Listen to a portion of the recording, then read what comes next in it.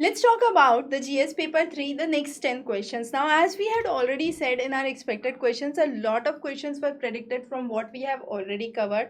Now, here the first question talks about the strategy for inclusive growth is intended to meet the objectives of inclusiveness and sustainability. Comment on this. Now, this is a little open-ended question where we have to focus on the World Bank's goal of inclusive growth. Now, inclusive growth, what it actually denotes, we are focusing on a broad based scenario first of all. The second is pro poor, and the third is the pace and the pattern at which the growth is taking place. So, if these three parameters are taken into account, we are sure to meet the goals of inclusiveness and sustainability. When we are talking about how much labor force is involved and the proportionate share of the labor force in the active population, if that is constantly increasing, we say there is better inclusive growth proportionality. When we are focusing on sustainable development, our main idea is understanding how things have been going and how to maintain a balanced growth so that the resources that are present could be used for the future generations to come. So, where we are talking about minimizing the depletion of resources, moving to alternate technologies, talking about strategies, for example, Jandan Yojana, where each and every individual could be benefited out of it. And India's growth story has been much more relevant in terms of inclusive growth. Another, Ayushman Bharat is one of the good examples where we are talking about healthcare facilities. We could also jot down examples from, let's say, Canada, where you have a basic healthcare being provided to everyone.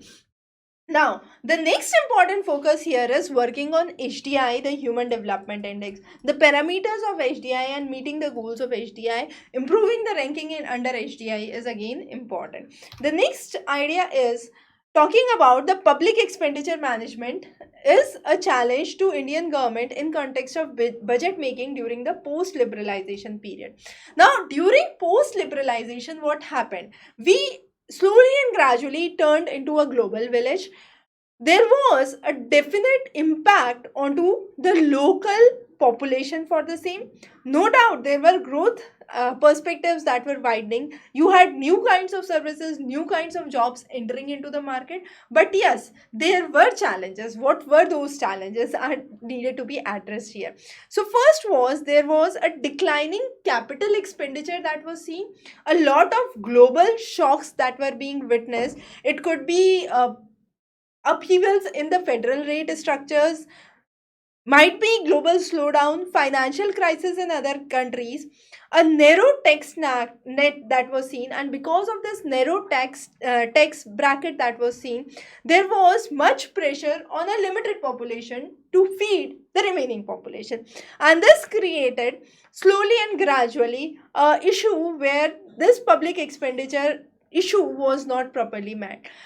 Unless and until you have a broader tax network where you have better collection opportunities, management of the expenditure is definitely a bigger challenge. Talking about how public debts could be managed, the fiscal deficit, maintaining or curbing down the fiscal deficit, talking about the equitable development across the region. So, there was a previous question in GS paper 1 which talked about regional resource employment, and that is what you have to focus here. You can even include that this was part of your GS paper 1, and that was something that needs to be brought about here. So that is a very good way under which you could relate to things and explain that into your answers. Now, what are the government measures that are talking about an effective public expenditure management? Removing the plan and the non-plan distinction is one of the key aspects. Talking about a solid monetary policy framework and FRBM amendment, where we are talking about the fiscal deficit should be gradually either reduced or stabilized, and that is one of the key things which would help in basically focusing on the better expenditure and the management of the expenditure. The next question is reformative steps by the government to make food grain distribution system more effective, and here is where we have to talk about PDS system. PDS we have already covered under our NCRT economics in detail. So what is this public distribution system? Now, public distribution system, the PDS system, has three elements. First of all, you procure, Once you procure, you start to distribute, and once you distribute, there is a very important element before you distribute, that is you need to stock. So what are the things you need to take care under each of those? When I'm saying we are procuring, we need to understand that there should be promotion of the procurement process. So enam is one of the things through which we are talking about a unified agricultural market, a common procurement center with best rates that could be given. Stock, this could be maintaining the shelf life of the product. So higher shelf life could be maintained by cold chain storage, bringing in better storage, modern technology into storage systems, online monitoring, and there is no undue usage that is registered is again important. When it comes to distribution, here is where you have digitization of the ration cards that must take place. You have Aadhaar linked accounts that must be checked. Technology based reforms are definitely the key. So, be it digitization of ration cards, be it Aadhaar linked accounts, all of those are linked to technology enablement. Also, GPS tracking system for the delivery. There is no undue supply chain that is going parallel to the one that goes to the ration shops. Also talking about the SMS based monitoring of the citizens, a well designed web based portal where each and every entry could be very very transparent. So there is where you have the art, the accountability, responsibility, and transparency that comes into play for a good governance. So what are the factors of good governance in your ethics paper 4 is something that you have to incorporate here. The next is talking about the policy taken by the government to meet the challenges of food processing sector. Now, food processing sector, what are the key challenges? Unexpected weather scenario or climatic change. There could be a heavy rainfall in one season, drought in another season. So how to tackle that issue? Proper flow in the supply chain. It should not be like waves coming in and coming out. So what happens is, if there is a regular supply chain, there is no intermittent break that is seen, the issues won't be the scenario won't be problematic. Also, any kind of infrastructural bottleneck, if that are present, must be taken into account. There should be standardization and certification infrastructure that should be focused on. Manpower must be trained. If there is lack of trained manpower, then definitely it is a very big challenge. So what could be taken into consideration? There could be integrated cold chain storage that could be built in mega food parks, talking about expansion of food processing units, better infrastructure for agro processing industries, bringing in food safety, human resource development, bringing in more FDI into food agro-based industries, export development authorities and its role are some of the key factors that could be taken into consideration. The next is, how is Government of India protecting the traditional knowledge of medicine from patenting by pharma companies? Now this is what is called as TK, the traditional knowledge. Now TK is very very important. The issues involved in this traditional knowledge and the protection of traditional knowledge. First is, the pharma companies patent those. There is no codification that is done as of now for the traditional knowledge, and the access and the benefit sharing of this traditional knowledge should actually go to the communities rather than the pharma companies or the owners, and mainly the tribals or the forest dwellers are one who have the right access for those. So what government has done to protect this? There have been, definitely when government is intervening, legal efforts come into play. So you have biological diversity act, forest rights act, where we are focusing on protection of miners forest produce, that is very very important. GI tags, geographical indicators, and establishment of ministries. Now Ayush is one of the ministry through which we are trying to preserve our traditional knowledge. We are also focusing on TKDL, which is the traditional knowledge digital library, and this is mainly for the formulations from medicinal plants, We are also focusing on Ayush, Unani, Tibbeti methods, the Soga Ripa as one of the methods that we are trying to actually protect, and the benefits could be brought about for the next generations. The next is how biotechnology can help improve living standards of the farmers. Now, with biotechnology, you have genetically modified crops. GM cotton is a very good example. Now, what could be the benefit? These crops are more disease resistant. They could be stress resistant, resistant to heat, resistant to temperature, resistant to whatsoever you want. You can genetically modify it. The next is they have higher resilience. They can withstand extreme conditions. There is much more nutritional values associated to it.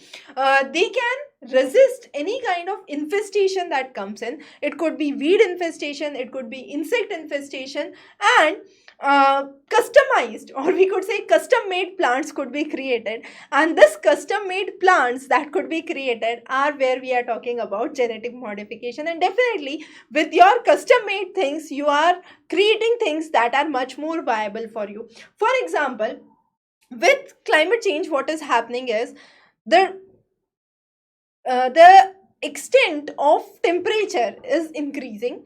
Now, most of the crops can withstand a very narrow temperature range. For example, wheat, rice. But what is happening with coconut? Coconut can survive through that. And there is where we are talking about increasing might be the temperature range for the plant, and that would help improve the living standard for the farmers, because now, despite of the climate change, the farmer has a capability to have wheat or rice in a particular season and with a particular productivity that he wants.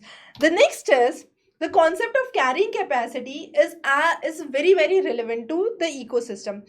Now, what is carrying capacity? Carrying capacity means what amount of population can be sustained in an ecological system. A very simple example: plastic bags have been banned. I have a paper bag with me. I fill and I put 10 stones, 10 big stones into it.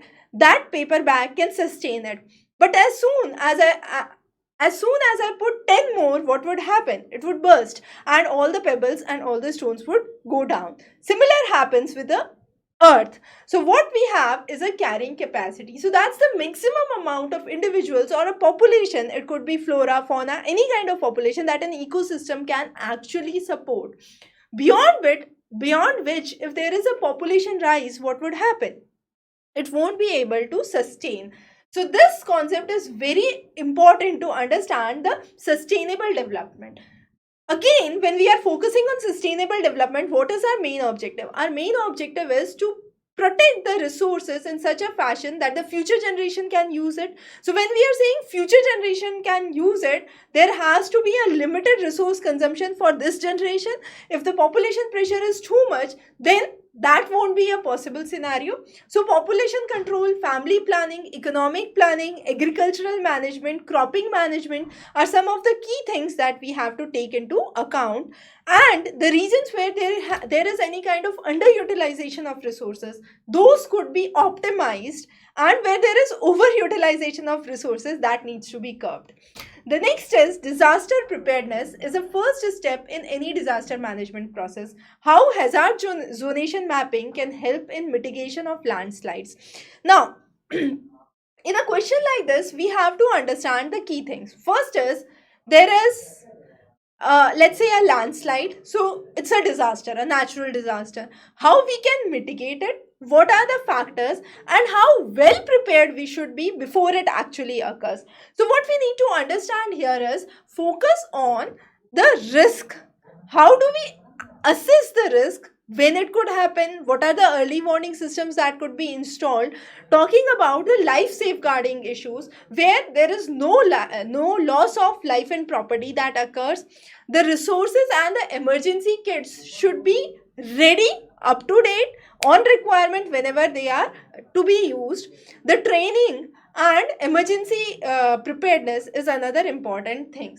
Now, when we are focusing on the zonation mapping for a landslide, you can have the map here and explain which are the areas which are highly prone to landslides. So mainly the mountainous areas. So the Himalayan belt would be your right answer here. And we are talking about a mitigation strategy where we are trying to focus on the real capacity that that region can hold, bringing in protective barriers that could prevent the flow, classifying the type of landslides, whether it is a region which is prone to a rock fall or it is a region which is prone to a mudslide, so whether it is a slide, flow or fall. So those are the three categories. So if you want, you can go back onto the class on landslide that we have covered and understand the slide, flow and fall, and based on the kind the region is vulnerable to, we have to have the preparedness. There could be netting that could be done. If there is a road passing through or cutting the two mountains, what could be done is the side nettings that you have obviously seen. So there is where we need to focus on how the planning needs to be taken into account. The next is the amendment in the UPA Act, which is the Unlawful Activity Prevention Act. Now here we well know that so far it was only for the organizations. As per the recent amendment, it has been done for the individuals. But that is not an important thing. The important thing is this thing happened very close to your mains examination and was part of your mains paper. So very, very important. Don't miss a news which is even a month ahead. Don't think that the news only from last 2 years could come in. It is just a month back news that was part of your paper. So be very, very careful about it. So any kind of investigation of crime, be it human trafficking, talking about the counterfeiting of currencies, all those, prohibiting of arms, cyber terrorism, are all those which are taken into account for those. And the affecting the interest of India, the NIA is not well defined. So, focusing on NIA, the acts of a national investigation agency needs to be explained in light of the continuous challenges through the various terrorist organizations coming into the country, and based on that, you can also might be named some of the major terrorist organizations, some of the major personals who have been part of the UPA Act and who have been basically arrested under the same. The next is cross-border movement of insurgents is only one of the several security challenges that we are facing in the northeast. What are the challenges and along the India-Myanmar border and the steps to counterfeit those? So challenges, as we said, is first is the cross-border terrorism already mentioned. The next is issues related to connectivity. Free movement of people is there, so there is very, very high difficulty about the security issues on those border. So what needs to be done is with better and this is one of the regions which is known for opium trading. So a lot of smuggling goes through this, a lot of opium trade goes through this. So what we need to focus on is better infrastructure facilities at checkpoints, much more surveillance that could be seen. Moher, Zokta water point are the areas which have been connected as an integrated checkpoint. Similar to those, there could be other areas which could be denoted as checkpoints. Bringing in development in the difficult terrain, checking the issues of trafficking. It could be human trafficking, it could be trafficking of opium, as we have talked about. The vulnerability along these border issues are mainly from the northeast, as we have seen. So strengthening the security along these borders, revised permit for the unrestricted travel that is occurring should be taken into account. Integrated border management systems should be brought about.